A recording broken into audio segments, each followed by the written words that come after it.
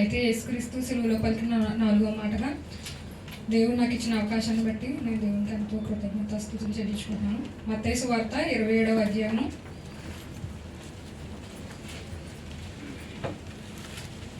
45 నుంచి ఈ విధంగా ఉంది. మధ్యాహ్నం మొదలుకొని 3 గంటల వరకు ఆ దేశమంతటా చీకటి కమ్మింది. మధ్యాహ్నం మొదలుకొని 3 గంటల వరకు ఆ దేశమంతటను చీకటి కమ్మిందంట.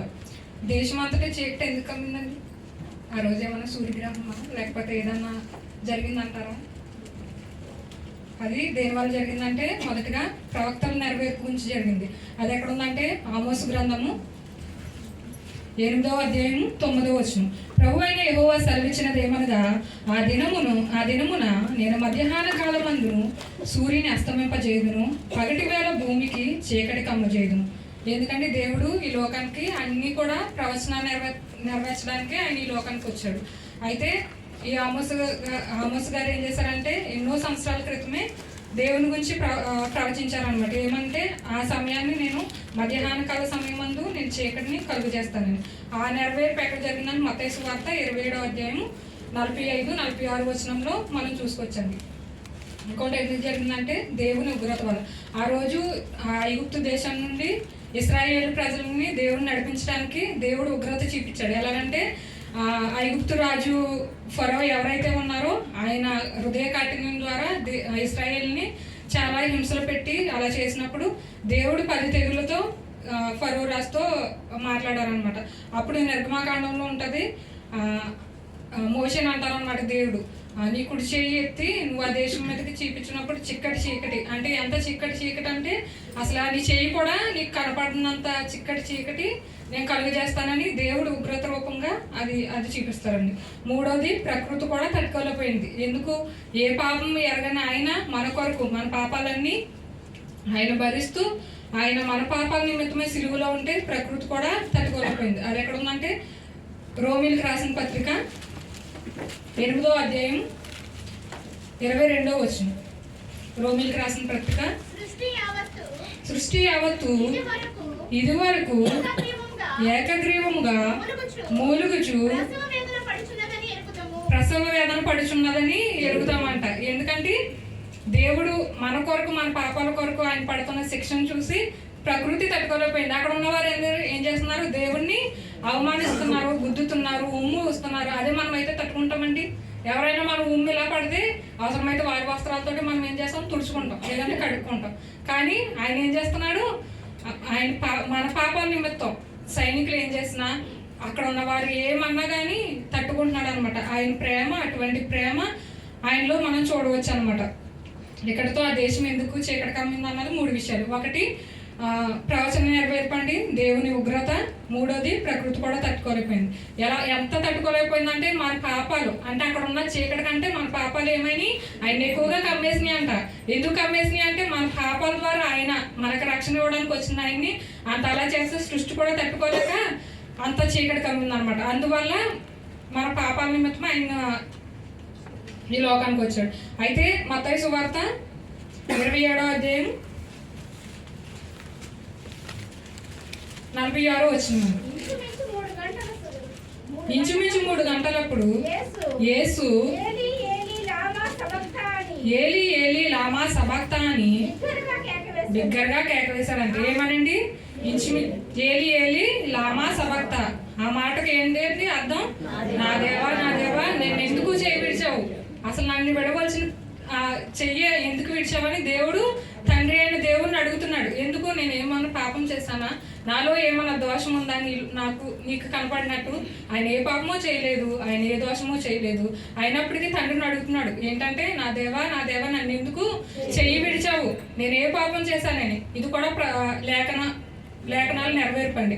అది ఎక్కడ ఉందంటే కీర్తనలు 22వ అధ్యాయం 1వ వచనం ఉంటుంది. నా దేవా నా దేవా నీవు నన్నేలా వీడనాడితివి?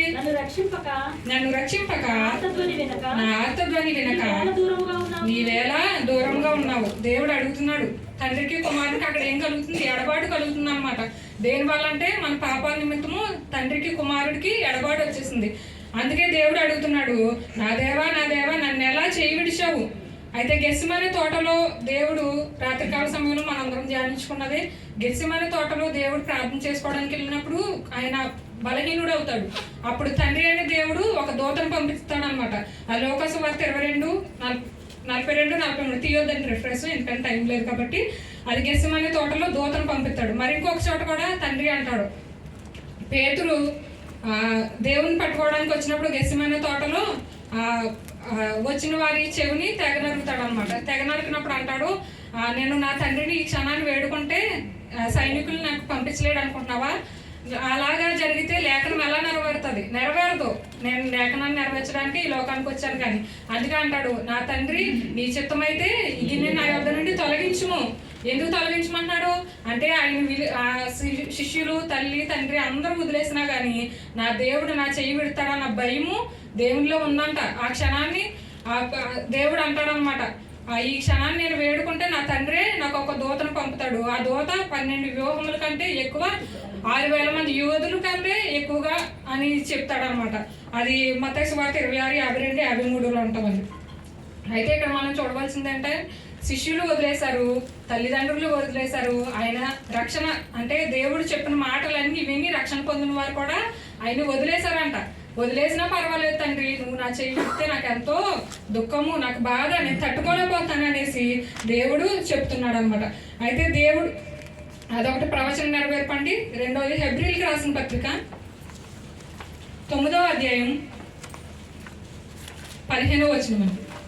ఈ హేతువు చేత మొదటి నిబంధన కాలంలో జరిగిన అపరాధముల నుండి విమోచన కలుగుటకై ఆయన మరణము పొందునందున పిలువబడిన వారు నిత్యమైన సాక్ష్యమును గూర్చిన వాగ్దానమును పొందు నిమిత్తము ఆయన కొత్త నిబంధనకు మధ్యవర్తి అయి ఉన్నాడంట.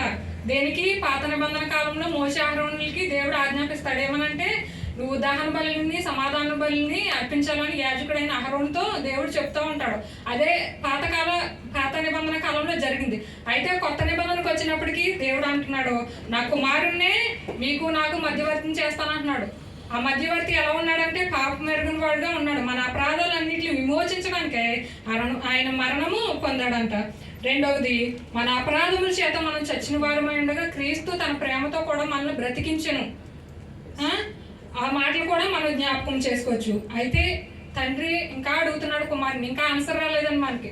తండ్రి కుమారుని ఎందుకు చేయి విడిచాడో ఆన్సర్ అయితే రాలేదు. ఇప్పుడు ఆన్సర్ చూద్దాం. ఎక్కడ ఉందంటే యోహాను సువార్త 3వ అధ్యాయం 16వ వచనం. మనందరికీ తెలిసిన మాట. దేవుడు లోకంను ఎంతగా ప్రేమించాడంటే తన కుమారుణ్ణి చెయ్యి విడిచేంతగా. యోహాను సువార్త 3వ అధ్యాయం 16వ వచనం.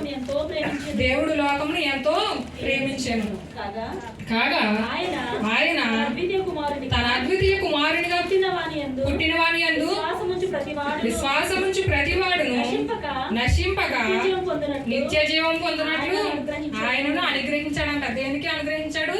నిత్య జీవాన్ని మనకు ఇవ్వడానికి కుమారుని తండ్రి చేయి విడిచాడంట. మనకి నిత్య జీవాన్ని ఇవ్వడానికే తండ్రి కుమారునికి ఎడబాటు వచ్చేసిందంట. అయితే తన సొంత కుమారుని కూడా దేవుడు ఇవ్వడానికి వెనక తీయలేదంట. అది ఎక్కడ ఉందంటే రోమీయులకు రాసిన పత్రిక. ఇదే లాస్ట్ రిఫరెన్స్ అంటే ఎక్కువ తీసుకున్నానని ఏమనుకోద్దు, అందరికి అర్థం అవ్వాలి కదా. అందుకని రోమీయులకు రాసిన పత్రిక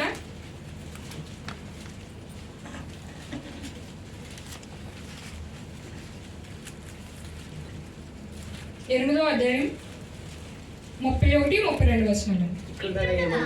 ఇట్లుండగా ఏమందుము, దేవుడు మన పక్షమునుండగా మనకు విరోధి ఎవడు?